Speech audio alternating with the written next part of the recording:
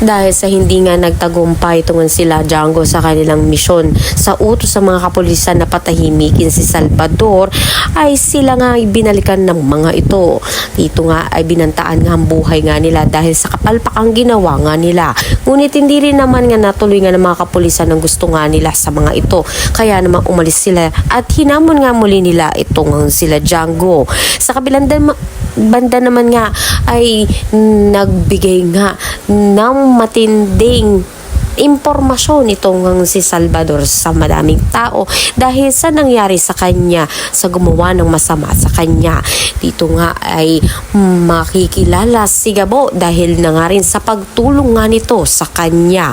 Sa kabilang banda naman, magpapatuloy naman nga ang selebrasyon ng mga magkakaibigan sa bar na kung saan nga naroroon din nga ang mga NCIA.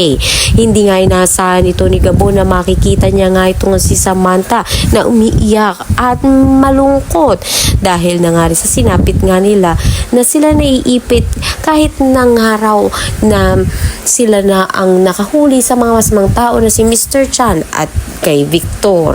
Samantala makakaramdam naman si Gabo ng konting pagselos nang makita nga niya ito nga si Sebastian. Napalaban naman nga ang mga kaibigan ni Gabo sa loob nga ng CR dahil nagamon ng mga ito. Ngunit hindi naman nga umubra sa mga NCIA mga ito. Kaya naman bugbog sarado nga sila na lumabas at nagsumbong kay Gabo. Agad re-resback nga sana ito nga si Gabo.